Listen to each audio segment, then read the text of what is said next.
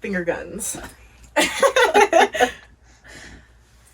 All right. Blessed morning, babes. Thank you so much for joining us on this Spiritual Sunday extravaganza. We're talking Reiki healing and ancestral work. I am your hostess, Lejeune, and I have the beautiful Leanne here. I have my goddaughter, Naraya, and I have Sydney, a Reiki master, who's going to lead us in a grounding prayer. Take it away. All right. Let's go ahead and take some grounding breaths. Fully embrace and sink into the moment.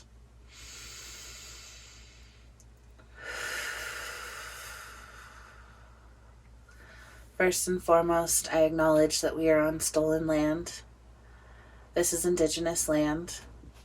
The original caretakers of the land on which we stand are the Arapaho, Cheyenne, and Ute people, and I honor their ancestry and legacy, past, present, and future. Next, I call in Father, Mother, God, Goddess, Creator, Source of all that is.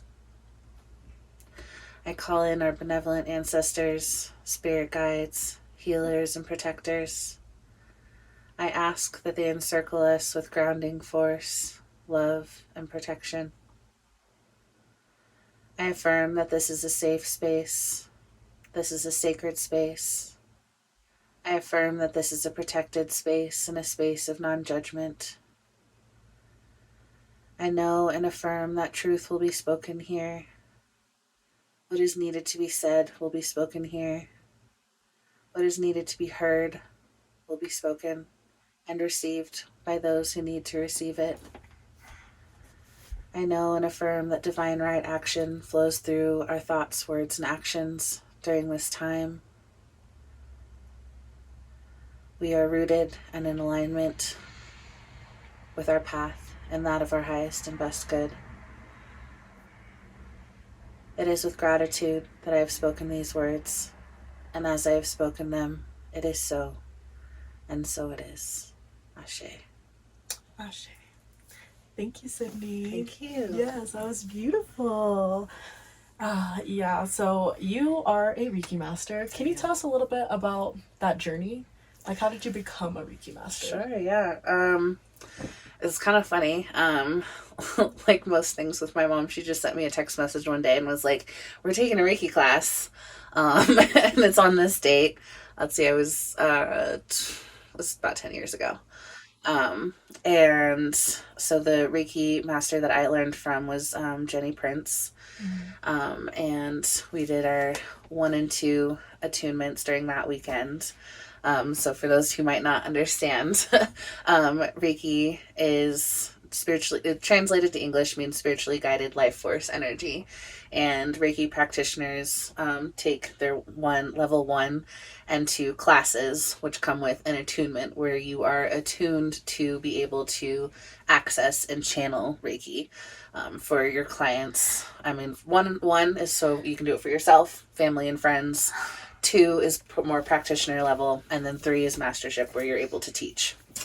So I took 1 and 2 and really didn't mean to do a whole lot with it. It definitely deepened my abilities and opened up a whole new world for me, for sure. Right. And I mostly just kind of practiced on friends and family myself in the beginning, and then I mean, just the more that I practiced it and the more that I built a relationship with Reiki and energy work, the more I realized that it was really my calling to be a healer. And that was something I always kind of knew. But I actually didn't become a master, get my mastership training until, I think it was November 2020 or 2021?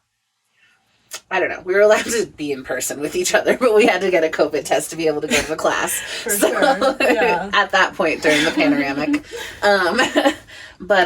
Yeah. And so when I got my mastership, it was, that was a really cool experience. I always very confident in my abilities as a healer, but getting my mastership attunement, it was like turning on the headlights. Okay. Like it was just that much. An eye-opener for you. For sure, yeah. Okay, that's awesome. Yeah. So what kind of things qualifies a person to be inclined to do Reiki? Sure, yeah. I mean, anybody can do it. Yeah. And with the way that the system of Reiki works, there isn't any kind of like overseeing or governing body that like really regulates it, which is a blessing and a curse in its own way. Because yeah, anybody can do it, and not everybody, should be out there putting themselves out there as a healer, which can be confusing for the public, Yeah, because not every healer that's out there is necessarily working in your best interest. Exactly. Like a healer is for the community. It's not necessarily working and doing this healing work for themselves. Totally. Yeah, I definitely get that. Can you share a bit about your experience, like being a recipient of Reiki? Yeah, so we went to a big expo. That's how I actually met Sydney. Yes. And I don't normally get as overwhelmed because I went to it the year before. But this year I was very overwhelmed, and so I immediately started looking for a healer and just somebody I could connect with. And so I went to Sydney.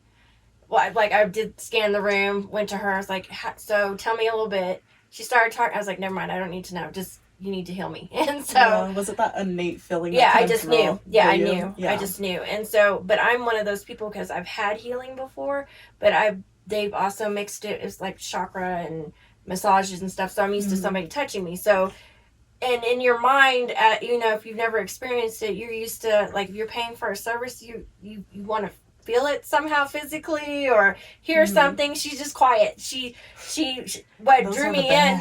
Yeah, I know. But when she drew me in is like, when she gives thanks and her opening prayer pretty much. Yeah. And then she just got quiet, and I was like laying there because now you're awkward. You don't really know what to do and what you're experiencing. And then you know me, I'm good at honing in on people and being able to read them. And when she came over, she sat down and started talking to me. I was like, oh, fuck yeah, she knew what she was doing. And like by the end of the day, because you and me went to go eat, and I was supposed to go back and attend a lecture, I was so tired because she had like did a deep. She had to, she had to, because I was and part of it, she said, so it was allowed. She healed me so that I can continue to heal others. For sure, a healer needs a healer. Yes, exactly. Yeah. And so it was amazing. And so then I recommended her to Katie. And Katie loved it. Yeah, Katie was upside down. Absolutely loved it. She was upside down. That girl was, when you met her. Yeah, because my impressions of Reiki was that it is a cleansing, a regenerizing, and a transformation of energy. Like you're removing and then you're incorporating new energy. And so not everyone necessarily needs that full body reset, right? So like who would you suggest that to? For people out there who might be interested, what are some things that they could be experiencing? Like, hey, Reiki could really help you right now. I mean, there isn't anything that it can't help. I use it in my own daily life for everything. I bless my food with it, my drinks, my tea, my car, my kid. There's really not anything. And I always tell my clients, it's mental, emotional, spiritual, physical. It can be pain relief. It can help with the mental stuff. It can help with, a big thing that I come up with is like removing trauma from the body. For sure. That's a big thing that I do too. Yeah. So it's essentially channeling energy, and this Reiki energy, is Reiki the source that it's called?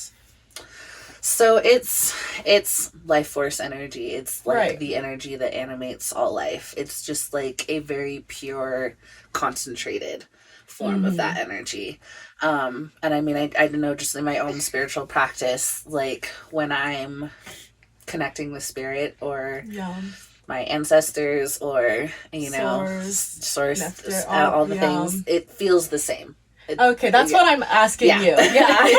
I'm like, that's just channeling, because I have a very, I like to break things down and really understand them. Like, if you're doing something to someone, you're providing a service to them, they should be able to understand what's going on. And that's kind of like the entire reason why I made Acrimonious Paradise, is to make metaphysics digestible, easy to understand, and actually accessible. Because when we use a lot of esoteric language, it kind of just confuses people and it can intimidate people. And that's we want to spread more healing out there, and the more people we heal, they have the opportunity to kind of share that light with others. Totally. So it's like a domino effect. Yeah. Thank you so much for sharing. Of course. Oh my gosh, I love learning. That is That is my favorite thing. It is. You glow. Yeah. It's fun. It's actually is. fun. It's like stimulating to my mind. Mm-hmm. DJing on there. Oh, for sure. Well, this is my life, so I'm like, yeah, we can talk about this all day long. Yeah. That's why I'm like, So, no, yeah. spiritual podcast, guys. Let's do go. it. But I wanted to also talk about ancestral work, because ancestral work is something that I do every day, and it was kind of something I was doing with my family before I truly understood what spirituality and like ancestor work was. I knew I was praying to my ancestors and honoring them. So I'm half Cambodian, and there are ancestral days where you're kind of just honoring your ancestors, you're celebrating with your family, you're making offerings. When there's like Cambodian New Year's, which just happened a few weeks ago, we're making like a feast, and we prepare a plate for our ancestors, and we honor them and leave incense offerings and food offerings to them outside before we eat. Sure. Yeah, and it's just always something beautiful that helped me connect with like the different parts of myself, because I'm a biracial person of color, but both sides of me are color. So like my black side, it was difficult to be able to navigate some things because I wasn't completely connected with what it meant to be black. And so doing some of that ancestral work and like following my own root lines really helped me understand my ancestors and thus understanding myself. Yeah, for sure. Totally relate to that. Yeah, Fully. because like when you're a black person, your history has been erased, destroyed. You're lucky if you get to even truly know about any type of black history in school. And you're not really supposed to be like this out there 100% yourself black woman, because that's not okay. That's not socially acceptable. So I had to learn, how to accept myself and accepting my ancestors. And I actually used to disrespect my ancestors, like saying things when I was experiencing microaggressions or things like that, like, oh, I'm not my ancestors, I will do something about it. And that's kind of like a saying that I learned from my millennial parents, and they like passed it down, and that's just something people say, like, oh, I fight back, as if our ancestors weren't fighting back, Right. which is like deep-rooted disrespect. It's self-hate, but deep-rooted into our minds. And like being able to acknowledge that and transform that and change the dynamic of the relationship I have with my ancestors, especially on both sides of my family, has really made me like a more wholesome person. And they've like graciously bestowed me with guidance and wisdom that I can share and that I can exemplify with and can be satisfied with, and just it's a great relationship. It's like working on any type of interpersonal relationship. It's fabulous. But my daily practice with ancestral work will include like prayer, definitely. I love to set up an ancestral altar and kind of just make my honorings, and just be with them. Just being with them is really nice for me. And I love libation offerings, water or certain liquors, because my ancestors do like to drink. Not gonna lie, fresh fruit. And I made this for Leah as well. This is kind of one of my traditional ancestral offerings that I'll add on top of libation. And what it is, it's everlasting flower and blue lotus. Everlasting flower is really great for just making a commitment and a promise. Camera needs to see that. Come on, YouTube. I'm just like, here, look at this. She makes these, guys. I do. They're actually not for sale. There's so many. Okay, anyways. There's gonna be a demand now, so yeah. I just like these are two flowers that are going to, like, you're committed to this relationship. You guys want to grow together, like in any good relationship. You want love and like an exchange of thoughts, so you can actually speak with them and learn things from them and communicate with them. And this is a great way to like get that connection. And I actually recently gave this blend to Lee. So I want to hear about if you want to share, if you would like to share how starting up that ancestral chain is. I mean, and I guess I should, because that's part of my culture as well, because being Vietnamese. But my mom didn't really. I'm like you. I'm stuck out there. She didn't really teach me a whole bunch, but I know like she goes to the temple. Whenever like the anniversary of somebody dying, you go to the temple. You honor them, the incense, the fruit. Yeah. And so no, I've never really done that before. Yeah. So and then they have an altar in the house that they pray and have the incense. And I've always watched, but she never explained what she's doing. So I'm not. She's Buddhist. I'm not Buddhist. So that you say that because you're like, you need to talk to your ancestors and you need to ask for guidance. And so I did that, this weekend? Mm-hmm. And so I put it on my altar. Yes. I have like a silver cup. I put water and then I put a couple of flowers on there. Okay. I actually got a charcoal tablet and I put a couple of the blue leaves on there as well, and then lit my grounding candle. And then I had like a little bottle of tequila. It's in a little bitty lid sitting right there. And so like tequila. I'm sorry. I was having. Yes, I know. So I was like, oh, this is perfect. It like came to me. It all just came to me, and so I had a conversation and I prayed and I asked for guidance, and then I took a cleansing bath. I slept like a baby. Because remember, I told you I was like way off. Yeah. And then, funny enough, today I had, a wonderful exchange.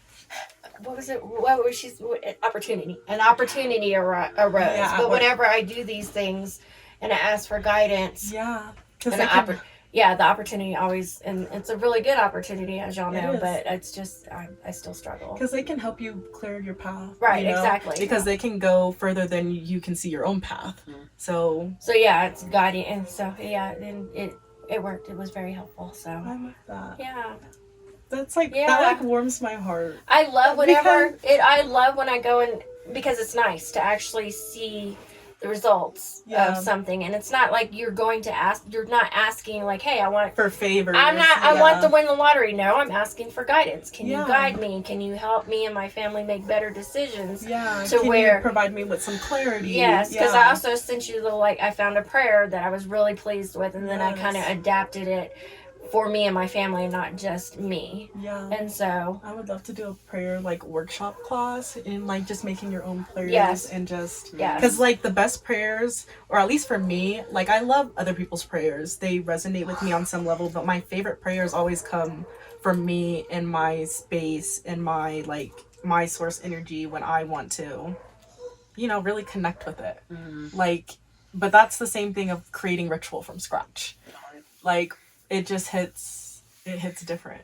You have to. It's it's kind of like being inspired. You can't just sit down and go, okay, I'm gonna write a ritual for this. Yeah. You have to be in the moment. You have to feel it. It's like writing poetry. It's like writing a book. Oh, I see what you mean. Yeah, you can't just, because some people struggle with that and they think, oh, I can just sit down and I can jot down what I'm going.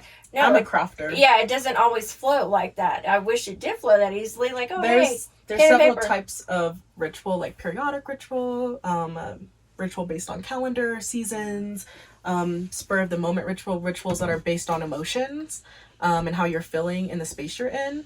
And there's not a right or wrong answer to how you should be doing ritual. If you're not hurting anybody else, if your intentions are, good and they are on the side of at least balance, then that's between you and spirit, baby. Mm-hmm. Don't let anyone else try to tell you your way of ritual is incorrect. Because we all have our own belief systems, our own faith, the way that we were brought up, the way that we were taught or learned how to curate and do ritual. And some of this is traditional. So to tell somebody and their ancestors that their traditions are wrong is very simple-minded.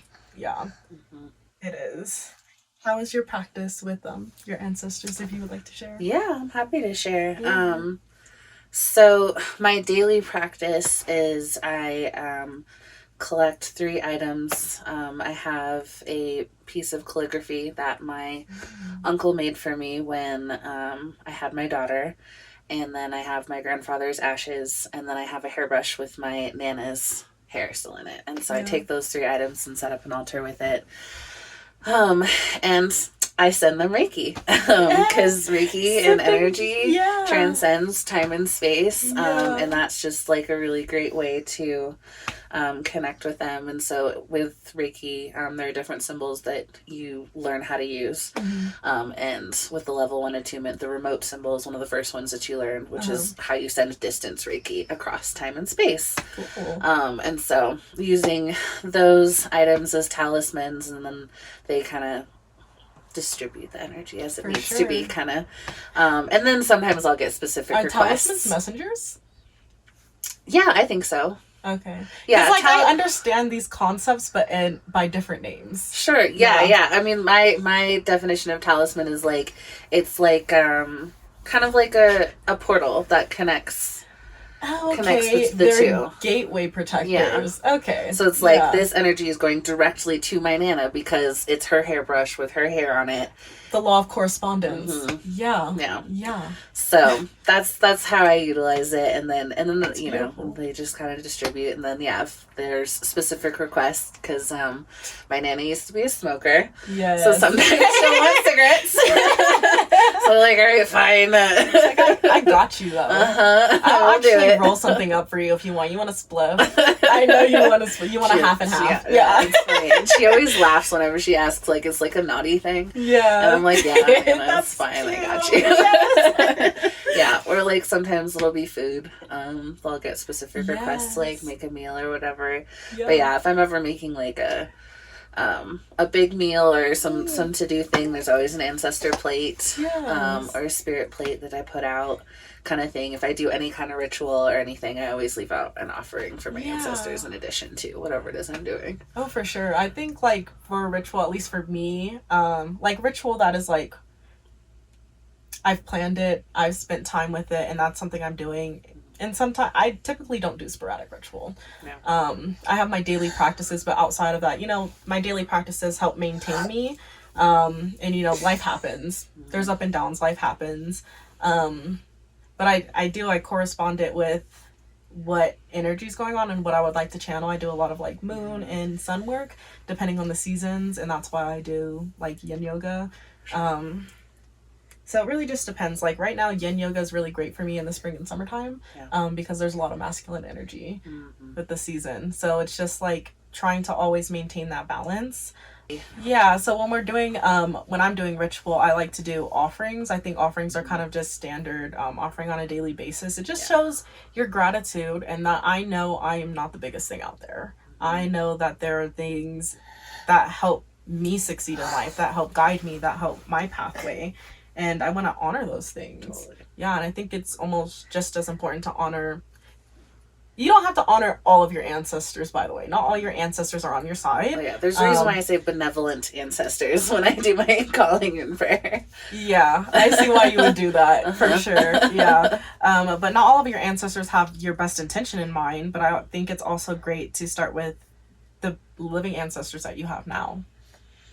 If you are just like trying to find a way, like speaking with your parents, your grandparents, your aunts and uncles, and just learning more about the ancestors they've interacted with is going to really help open up pathways and doors for you. So that is a great way to get started. And I do have, like, on my website, there is an easy guide of how you can connect with your ancestors for those of us who don't always have someone who is around to teach us how to connect with them. Because that's fair. I definitely get that. Yeah, I had to learn. I didn't grow up with it. My white side of my family didn't have a practice of that, and the black side of my family, you know, raised Christians, so Christianity they don't do that. Often demonizes talking with the dead, and you know, I very much believe that you take care of your dead; they take care of you. So, and it was really when my uncle and my nana, they passed. Within a few months of each other, that was like my first experience of losing somebody that I was close to, and the night that they both when they both died, they both came to me directly afterwards, and those were very intense spiritual experiences. But that was, you know, what really inspired me to be like, oh, like this is a connection that like needs to be maintained and nurtured and taken care of and is sacred and important.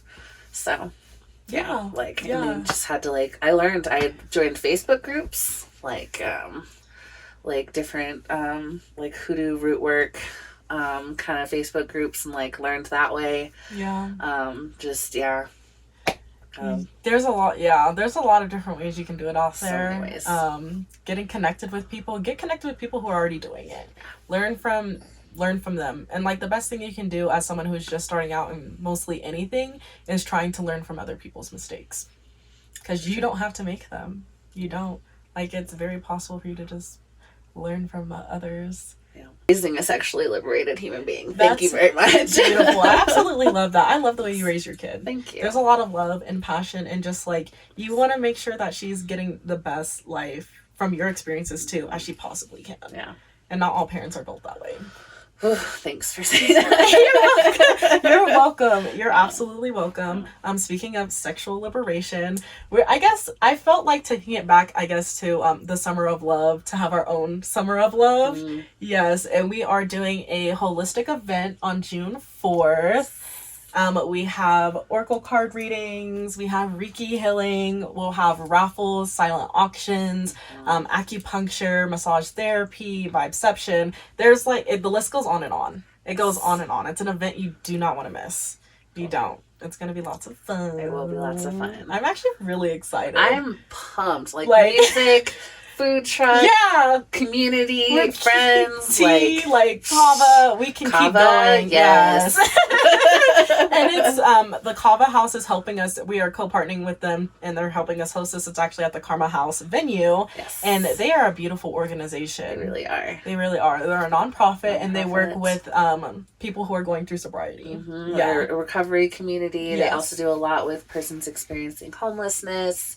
It's just a community that likes to give back. Yeah. So, and we are donating some of our all of the proceeds from the raffle and the silent auction to go straightly to the Karma House organization. And that, if anything, should be enough for you to come and join us in on this fun. It's free. It's absolutely free. And you can come and hang out with us.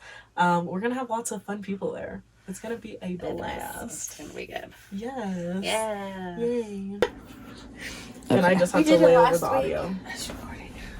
Because I know, that was on me. You just have to say closing remarks, blah blah blah. All right. Tune in next week.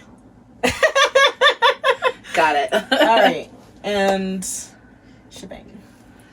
All right, so our closing remarks. Tune in next week. We're going over the topics.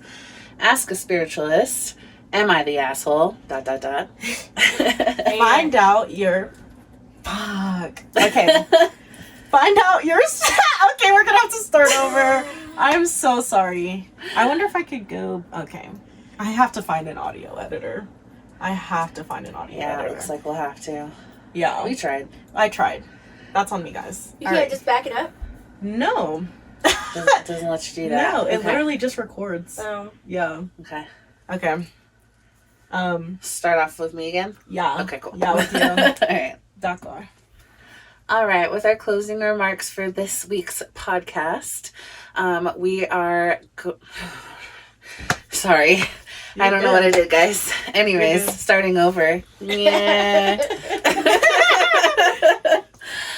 All right, guys, tune in with us next week. We're going to go over the topics, Ask a Spiritualist, Am I the Asshole? ...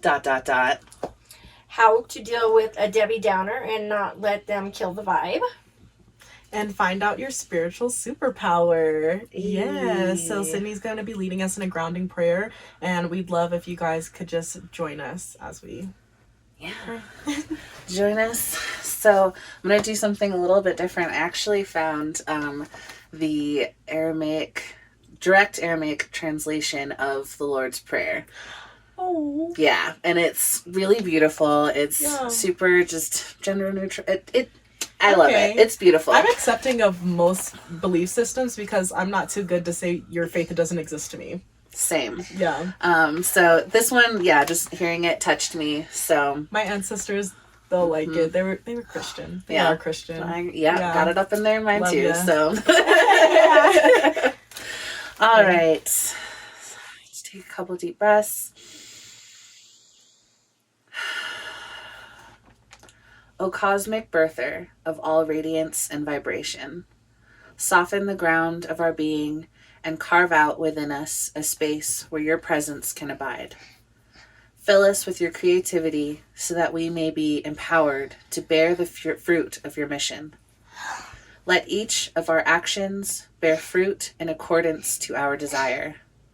Endow us with the wisdom to produce and share what each being needs to grow and flourish. Untie the tangled threads of destiny that binds us as we release others of the entanglements of past mistakes. Ashe. Ashe.